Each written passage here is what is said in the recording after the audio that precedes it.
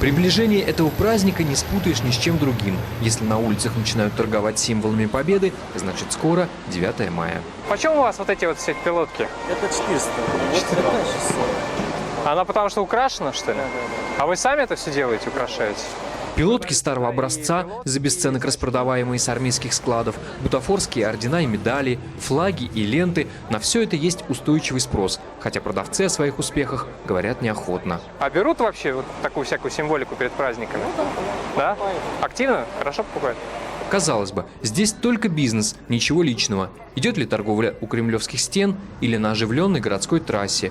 Но есть во всем этом что-то, что смущает даже самих продавцов, о чем они не хотят говорить и в чем не желают признаваться.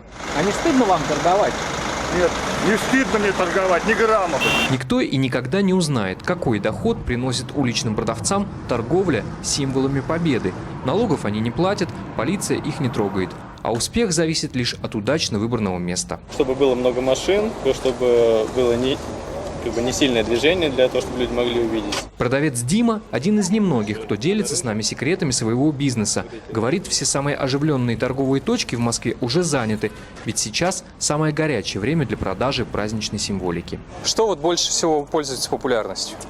Вот такие вот, наверное, больше. С георгиевской лентой, да? С георгиевской больше всех берут. Потом вот такие вот. Спасибо деду за победу. Маленькие. Большие магазины, в том числе сетевые, иностранные, тоже не хотят упускать покупателя, поэтому выкладывают ходовой товар на самые видные места. Маленькие детские гимнастерки, георгиевские ленточки за 39,95 и вот такие совсем уж необычные вещи. Удивительная находка. Патриотические тапочки с изображением героев войны и георгиевской ленточкой. Их будут носить на ногах. В эти майские дни розничные и интернет-магазины словно соревнуются в изобретательности. В продаже есть сувенирные кокошники, сделанные из кокард и георгиевских лент, детские ползунки в виде гимнастерок или такие вот крабовые палочки. Фирменные магазины, что торгуют футболками с патриотическими принтами, ко Дню Победы также обновили ассортимент. И продавцы говорят, что такие новинки по популярности сравнимы только с изображением президента. А остальные на этом фоне продаются или уже как-то с Путиным? Да, только, да? конечно, берут. То есть это два лидера, Путин и вот такие, да? Да.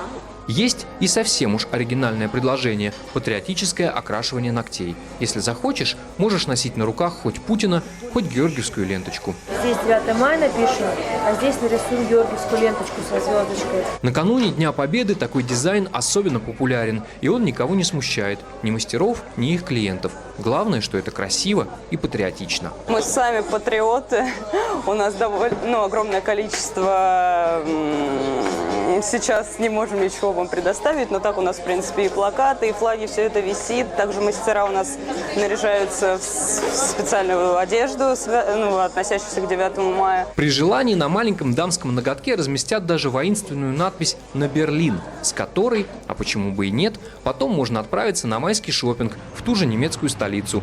Ведь красота – это страшная сила, а силой нынче принято гордиться. Вадим Кондаков, Станислав Феофанов. Настоящее время.